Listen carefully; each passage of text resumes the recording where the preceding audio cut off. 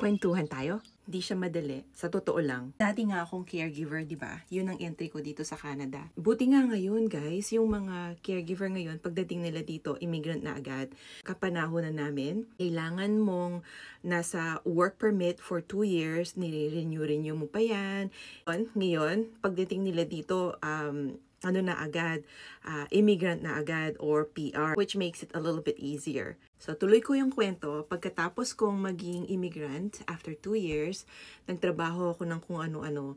Tapos, I was open to doing anything. Kasi, alam mo na, paglaki sa hirap, you're open to everything. Hanggang sa, nabalitaan ko, pwede namang maging architect dito sa Canada. So, I pursued that while working on random jobs. Yung mga panahon na yan din, maraming nagsasabi sa akin na, wag ko na daw ituloy dahil napakahirap daw, napakarami daw ng mga requirements.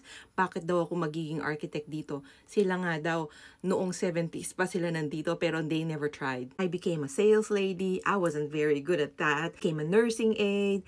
Tapos, nag-try ako na mag-apply as a drafting doon sa sa isang napakaliit na firm. Kung alam ko lang na gusto kong maging project manager ngayon, sana nag-apply ako ng limbawa, coordinator or a project manager diretso kasi pwede naman. You don't need to be an architect to become a project manager. Mga kakasama ko nga sa trabaho, natapos nila is construction technologist, tapos project manager sila ngayon. Ako, ang lola nyo, alam nyo naman.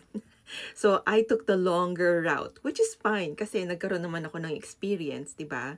Lagi kong sinasabi, sakripisyo ang pag-abroad, pero in my case, sulit naman. Kung ako nga, short, Filipina, coming into construction world, na wala namang masyadong experience sa Pilipinas na kaya ko, kaya mo rin yan. Lakasan lang ng loob at lakas ng pananalig. Pray more. Have a beautiful day.